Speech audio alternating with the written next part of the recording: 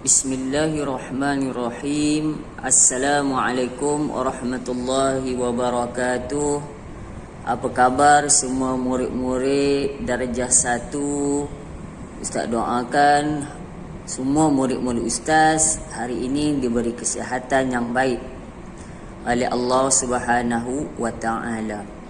Alhamdulillah, hari ini kita sekali lagi diberi kesempatan untuk bertemu dalam kelas PDPR pada minggu yang keempat, dan hari ini kita akan sambung tajuk yang sama dengan minggu lepas, iaitu tajuk Rukun Iman 6 Perkara. Rukun Iman 6 Perkara. Okey? Kita dah belajar minggu lepas rukun iman kesemuanya ada 6 perkara. Tetapi rukun iman yang telah kita pelajari pada minggu lepas, iaitu rukun iman yang pertama dan juga rukun iman yang kedua. Yang pertama, beriman kepada Allah. Rukun iman yang kedua iaitu beriman kepada malaikat. Pada minggu lepas, Ustaz telah pun memberi keterangan apakah yang dimaksudkan dengan beriman kepada Allah. Dan yang kedua, beriman kepada malaikat. Pada hari ini, insya-Allah, Ustaz akan memberi penerangan mengenai rukun iman yang ketiga dan juga rukun iman yang keempat. Baik murid-murid, mari kita baca sekali lagi rukun iman yang pertama. Rukun iman yang pertama ialah beriman kepada Allah. Okey. Yang kedua, beriman kepada malaikat. Rukun iman yang ketiga ialah beriman kepada kitab. Ustaz ulang sekali lagi, rukun iman yang ketiga ialah beriman kepada kitab. Baik murid-murid, apakah yang dimaksudkan dengan beriman kepada kitab? Beriman kepada kitab bermaksud orang Islam wajib mempercayai bahawa Allah Subhanahu wa taala telah menurunkan kitab-kitab kepada nabi dan rasul untuk membimbing manusia ke jalan yang benar. Baik, kitab ini Allah Ta'ala turunkan kepada manusia melalui apa? Melalui nabi-nabi yang Allah Ta'ala telah utuskan. Kitab yang wajib kita ketahui, Ustaz ulang balik ya. Kitab yang wajib kita ketahui ada 4. Okey? Kitab yang wajib kita ketahui ada 4. Yang pertama, namanya ialah Kitab Taurat. Kitab Taurat. Kitab Taurat diturunkan kepada Nabi Musa. Kitab Taurat diturunkan kepada Nabi Musa. Yang kedua, kitab yang kedua ialah Kitab Zabur. Kitab Zabur. Kitab Zabur diturunkan kepada Nabi Daud alaihi salam. Kitab yang ketiga namanya ialah Kitab Injil. Kitab Injil. Kitab Injil diturunkan kepada Nabi Isa alaihi salam. Dan kitab yang keempat yang wajib kita percayai dalam rukun iman yang ketiga namanya ialah Kitab Al-Quran. Al-Quran. Kitab Al-Quran diturunkan kepada siapa? Kepada Nabi kita Muhammad sallallahu alaihi wasallam. Kitab Al-Quran diturunkan kepada Nabi Muhammad sallallahu alaihi wasallam. Kitab Al-Quran itulah yang kita baca daripada diturunkan kepada Nabi Muhammad sehinggalah hari ini. Okey, baik. Tiada lagi dah kitab selepas Al-Quran. Kitab Al-Quran ni ialah kitab yang terakhir, ya.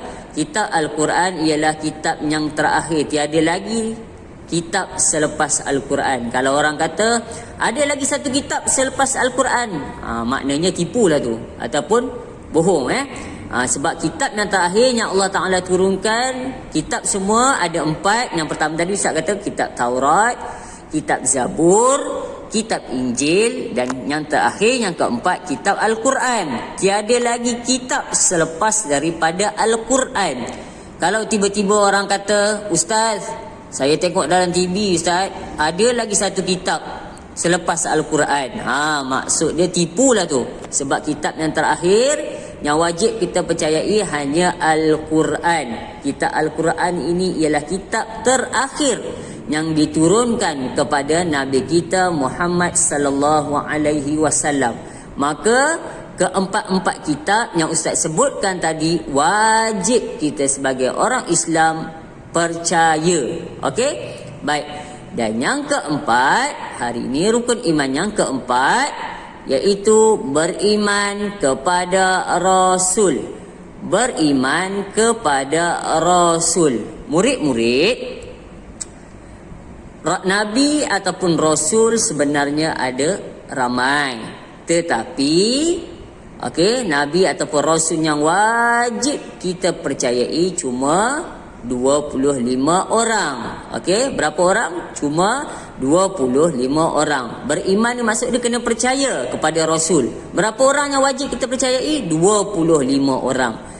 Nabi-nabi dan Rasulnya lain, kalau kita dengar, mungkin pernah dengar Nabi Khidir. Nabi Khidir. Nabi Khidir tu ialah seorang Nabi, tetapi dia tidak termasuk dalam kategori 25 Rasul yang wajib kita percayai. Rasul yang wajib kita percayai ada 25 yang macam selalu awak nasyid kan. Adam, Idris, Nuh, Hud, Saleh, Ibrahim, Lut, Ismail, Ishaq, Ya'qub, Yusuf, Ayyub, Syu'aib, Musa, Hanzul, Kifli, Daud, Sulaiman, Ilyasa, Yunus, Zakaria, Yahya, Isa, wa akhirul khatimul anbiya Muhammad al-Mustafa. Apa maksud wa akhirul khatimul anbiya? Nabi yang terakhir ataupun penutup segala nabi namanya Nabi Muhammad, Nabi kita Muhammad sallallahu alaihi wasallam. Maka nabi yang terakhir ialah Nabi Muhammad sallallahu alaihi wasallam. Tiada lagi nabi selepas wafatnya Nabi Muhammad. Kalau macam Ustaz cakap tadi, sama juga macam kitab. Kitab yang terakhir ialah kitab Al-Quran. Diturunkan kepada Nabi Muhammad sallallahu alaihi wasallam. Tiada lagi kitab selepas daripada Al-Quran. Jadi, murid-murid, Ustaz rasa cukup sekadar itu dahulu untuk hari ini. Hari ini kita telah pun mempelajari rukun iman yang ketiga dan juga rukun iman yang keempat. Baik, insya-Allah di kelas-kelas yang akan datang kita akan mempelajari pula rukun iman yang kelima, iaitu beriman kepada hari kiamat, dan rukun iman yang keenam iaitu beriman kepada qada dan qadar. Untuk rukun iman yang pertama hingga keempat telah pun Ustaz beri penerangan kepada awak. Jadi Ustaz harap semua murid-murid Ustaz dapat memahami apakah yang dimaksudkan dengan beriman kepada Allah, beriman kepada malaikat, beriman kepada kitab, dan yang terakhir iaitu beriman kepada Rasul. InsyaAllah kita akan jumpa lagi di minggu hadapan dan kita akan mempelajari rukun iman yang kelima dan rukun iman yang keenam. Sekian daripada Ustaz Muhammad Izwan. Wabillahi taufiq wal hidayah. Wassalamualaikum warahmatullahi wabarakatuh.